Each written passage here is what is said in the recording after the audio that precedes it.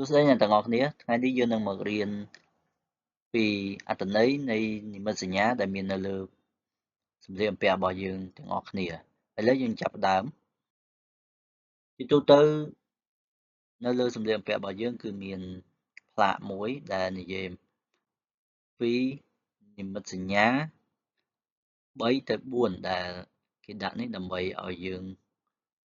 ដឹងអំពីការថែរក្សាសម្លៀកបំពាក់របស់យើងបានយូរជាទូទៅគឺមាន6និមិត្តសញ្ញាធំៗដែលទី1និមិត្តសញ្ញាបែបនេះ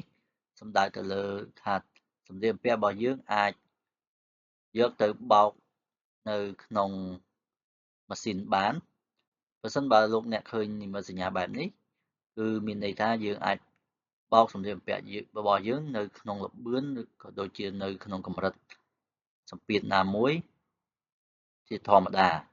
គឺមិនកំណត់ទេប៉ុន្តែប្រសិនបើមើលទៅឃើញមានត្រីមួយមានន័យថាបោកល្មមកុំបោកខ្លាំងពេកប្រសិនបើឃើញត្រី2មានន័យថាបោកឲ្យថ្នមថ្នមកុំឲ្យបោកខ្លាំងពេកប្រយ័ត្នខូចសម្លៀកបំពាក់មួយទៀតម៉ាស៊ីនបោកសម្លៀកបំពាក់មួយចំនួនក៏អាចប្រើជាមួយនឹងទឹកក្តៅផងដែរអញ្ចឹងគេបានដាក់នៅលេខ30 40 60 90មានន័យថាសម្លៀកបំពាក់របស់យើងអាចបោកនៅក្នុងកម្រិតទឹកដែលមានសីតុណ្ហភាពមិនលើសពី30មិនលើសពី40មិនលើសពី60និងមិនលើសពី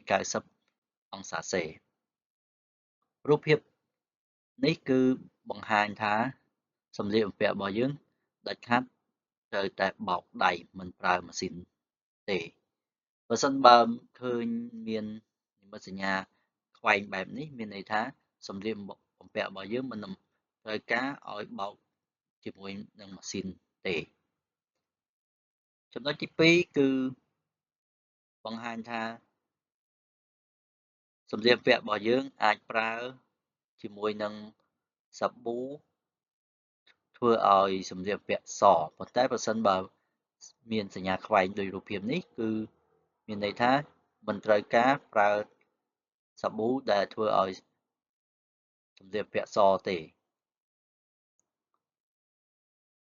មកដល់និមិត្តសញ្ញាទី3សំដៅដល់សម្លៀកបំពាក់របស់យើងអាចធ្វើការសម្ងួតបានប្រសិនបើរូបភាពទី1នេះមានន័យថាអាចធ្វើការសម្ងួតបានប្រសិនបើមានចុច1មានន័យថាសម្ងួតបានក្នុងកម្រិតសីតុណ្ហភាពទាបមធ្យម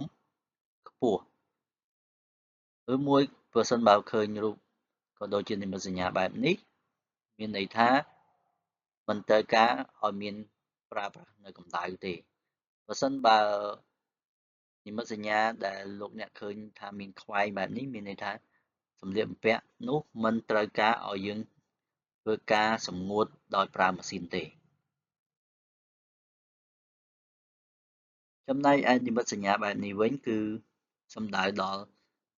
សម្លៀកបំពាក់របស់យើងត្រូវអាចធ្វើការហាលនៅខាងក្រៅបានចំណែកឯ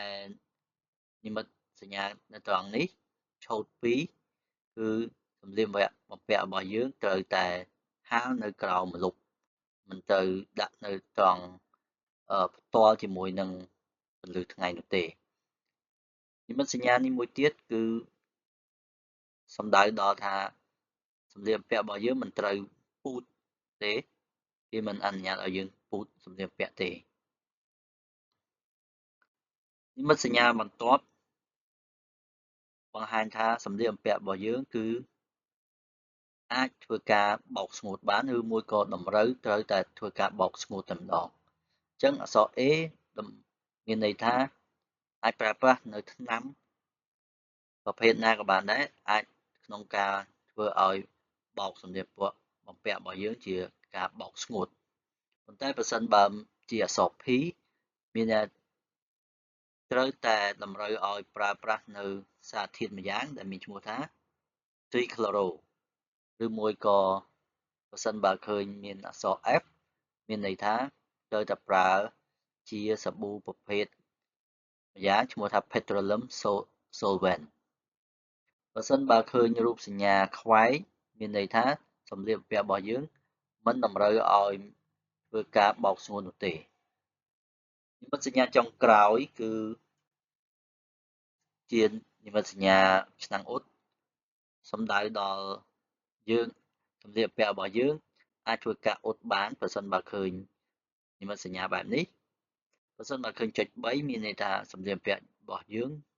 ត្រូវអ៊ុតនៅក្នុងកម្ដៅក្ដៅខ្លាំងចុច2ក្ដៅមធ្យម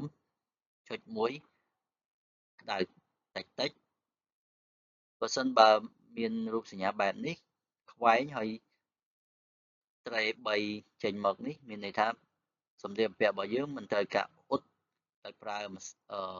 ឆ្នាំងអ៊ុតដែលមាន steam ទេឬមួយក៏រូបសញ្ញាបែបនេះមានន័យថាសម្លៀកបំពាក់របស់យើងមិនត្រូវការអ៊ុតទេ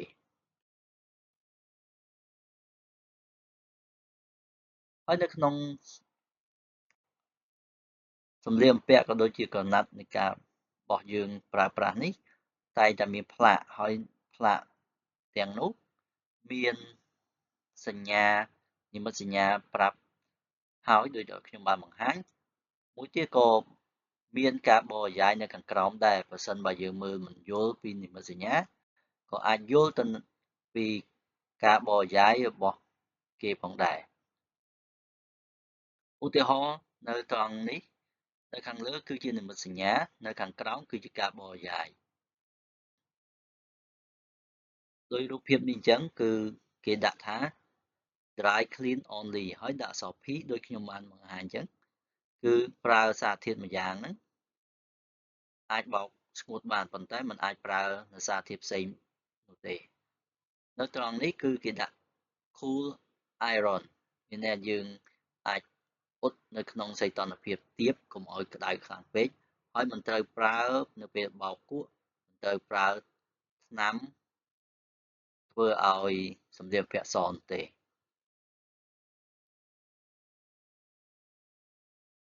សង្ឃឹមថាលោកអ្នកនឹងយល់ពីអត្ថន័យនៃនិមិត្តសញ្ញាដោយដែលបានបង្ហាញនេះសូមអរគុណនិងសូមជម្រាបលា